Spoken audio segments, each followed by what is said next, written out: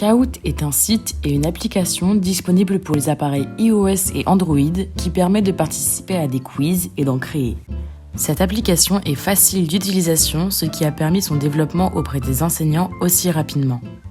Grâce à son générique entraînant,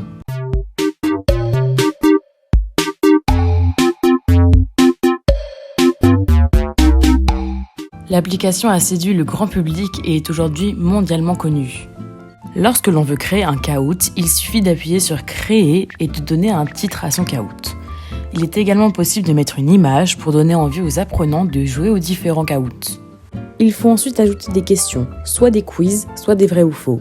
Les quiz sont des choix multiples avec une seule réponse correcte, tandis que les vrais ou faux sont, comme le nom l'indique, une question avec une réponse vraie ou fausse. Il existe d'autres types de questions, mais il est nécessaire d'avoir un abonnement payant pour pouvoir y accéder. Pour les deux types de questions, il suffit de marquer les différentes propositions par rapport au sujet et d'ensuite enregistrer la bonne réponse pour que les apprenants puissent apprendre de leurs erreurs. Il est également possible d'ajouter des photos car une banque d'images est mise à disposition si vous n'avez pas vos propres images à mettre dans le Kahoot. Après le Kahoot terminé, vous pouvez le garder en privé ou le partager en public. L'application propose aussi des Kahoots sur des sujets variés auxquels il nous est possible de participer allant des maths à la culture Disney, tout en parfois rassemblant les deux. Lors de mon stage, j'ai pu mettre en pratique ce qu'on m'avait appris et j'ai utilisé l'application Kahoot avec une classe de FLE, notamment sur les points de conjugaison pour que les élèves différencient les terminaisons des verbes.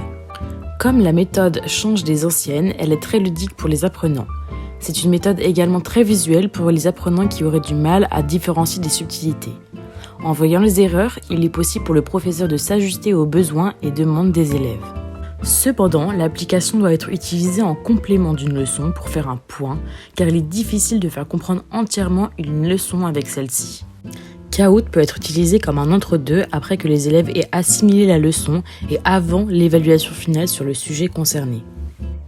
Il n'est pas possible d'utiliser Kahoot sur une plateforme comme Shabilo car il n'est pas possible de copier le code source d'un Kahoot dans la version gratuite. Un Kahoot peut cependant être réalisable à distance ou en présentiel en partageant l'écran du professeur. L'application avait d'ailleurs été utilisée à outrance lors du Covid. Kahoot reste une application utilisable en gardant la version gratuite même si toutes les facettes ne sont pas alors exploitées.